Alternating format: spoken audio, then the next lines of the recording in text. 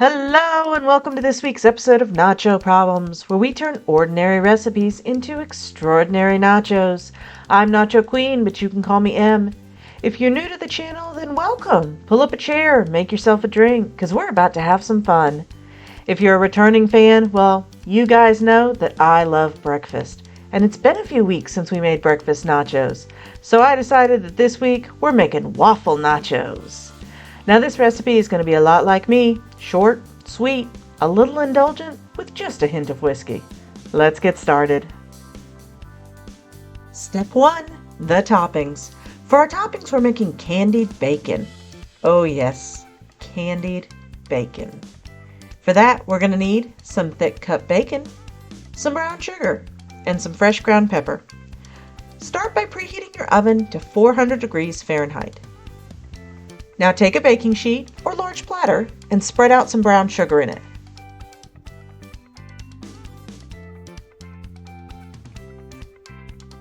Then grind a bit of black pepper over the top.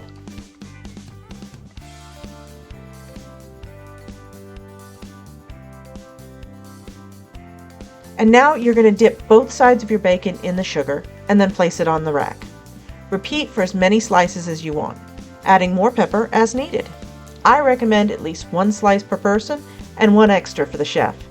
I'm making 2 extras because I gotta tip cameraman here to keep him happy. As you can see, I line the baking sheet with foil. This is very important. Otherwise, you'll spend more time scrubbing it clean than you spent making the nachos. I'm also using a baking rack. This not only allows the fat to drain away from the bacon, it allows the heat to cook both sides at one time, so you don't have to flip it. Now we're going to place it in the oven and bake it. Mine took about 15 minutes, but you should start checking it after about 8 and then every 2 minutes after that. Thanks to the sugar, it can burn super easy, so keep a very close eye on it because every time someone burns bacon, cameraman dies a little on the inside. See, now that is perfect. Let's move on. Step 2, the chips. Okay, so for our chips, we're going to start by making plain waffles. I'm using this waffle mix because it's honestly better than any recipe I've ever tried. But as always, you do you. You can whip up a batter from scratch, or hey, if you want to use frozen waffles, I'll Lego your ego. Either way, I've got 5 hungry nacho lovers to feed, so I will be using 3 cups of mix, 2 eggs, a 1/3 cup of oil, and 1 1/3 cups of water. We'll just combine all of those and mix well.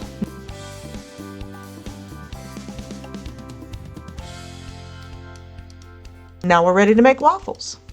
I do have a Belgian waffle maker, and let me tell you, I love that thing. But those tend to be big and fluffy, not small and crispy. So we're going to use this small little multi-purpose grill for making these. We're going to cook them for about 3 to 4 minutes each, and then we're going to pop them in the oven at 350 for an extra 5 minutes to get them extra crispy. The downside of the little waffle maker that could is that it's kind of slow. So while these are cooking, let's move on. Step 3. The cheese.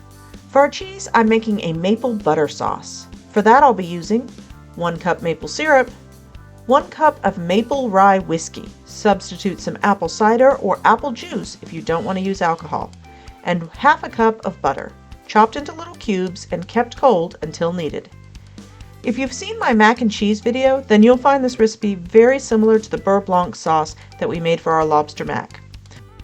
We're going to place the whiskey and syrup in a saucepan and bring it to a boil. Let it boil for about 10 minutes, stirring regularly. It should be reduced by about half. At this point, I'm going to take it off the stove, but if you have a gas stove, just reduce your heat to the lowest setting. Now we're going to stir in the butter just a few cubes at a time. This produces a slightly thicker, glossy sauce. Well, that's all of our components. So let's move on to step 4. Let's eat. We're going to start by slicing our waffles in half diagonally to make them a good chip size. Then we'll put a few of those down on our plate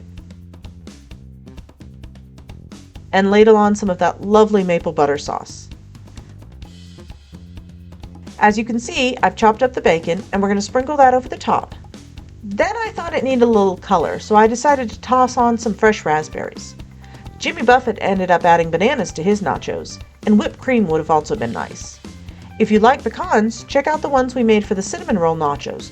Those would have been really good with these too. Cameraman called dibs on this week's first taste test, so let's see how they turned out. Guys, honestly, it has whiskey and bacon. Was there any chance he wouldn't love these? That's all for this week. I hope you enjoyed it. If so, give it a like and please consider subscribing if you want to see more nacho videos. If you have an idea for a future video, you can leave a comment below, or better yet, tag me on Twitter. I'm at NachoProblemsYT. And if you're looking for some nacho merch, there's a link in the description. Now, I used up a bunch of Cameraman's whiskey for this episode, so I need to go find him some more. But that's not your problem. Thanks for watching, and I'll see you soon.